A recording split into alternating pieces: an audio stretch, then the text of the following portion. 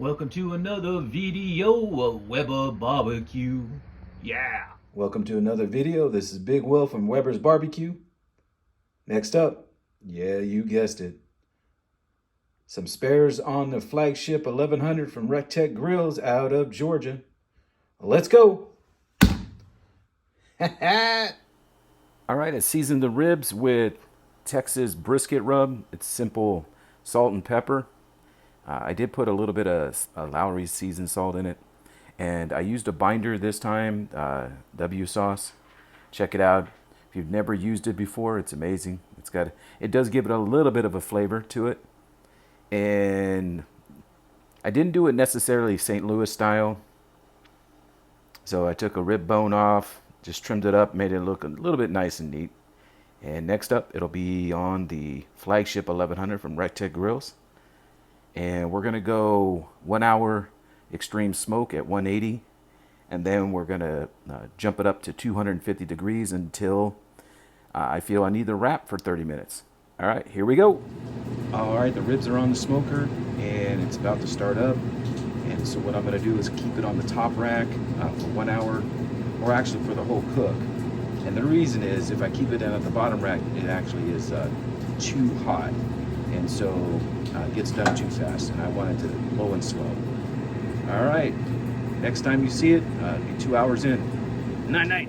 All right, we're at the 2 hour mark. I want to just give a brief recap of what I've done so far.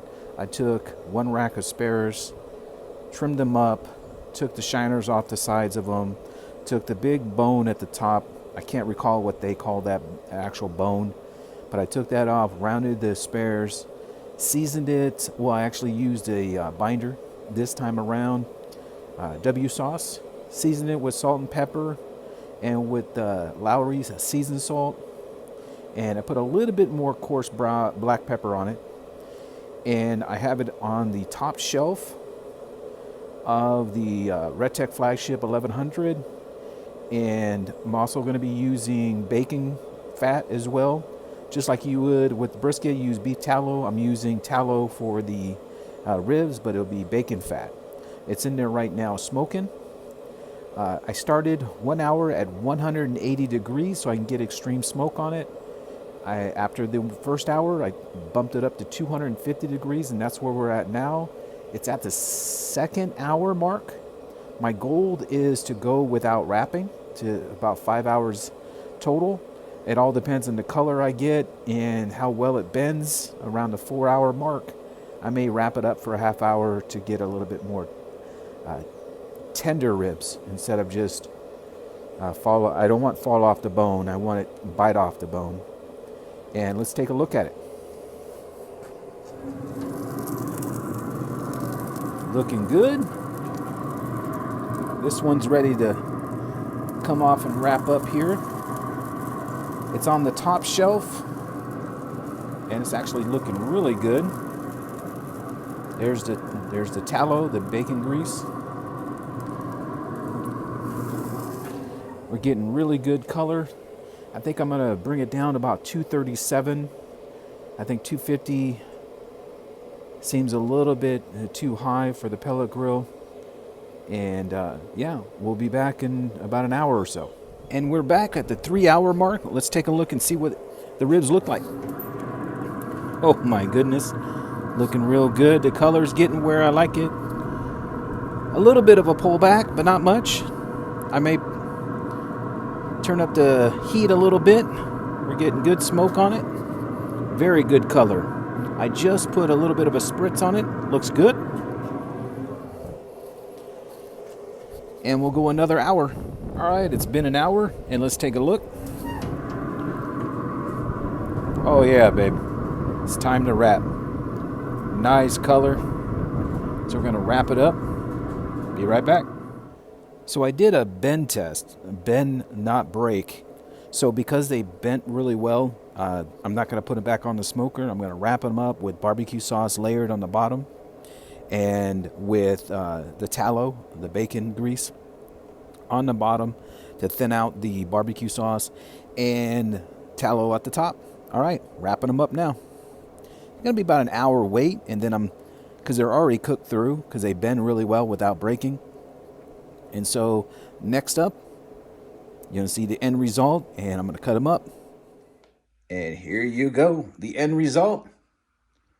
And I'll have to say, wow, these turned out amazing. Great flavor, good smoke on it, not too overpowering, a nice smoke. It is a pellet grill, so you're not going to get extreme heavy smoke.